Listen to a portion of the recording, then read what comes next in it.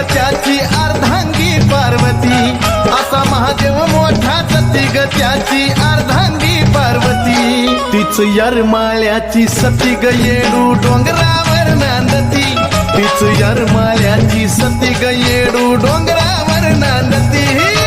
यरमाळ्याची सती ग येडू डोंगरावर नांदती, तीच यरमाळ्याची सती ग येडू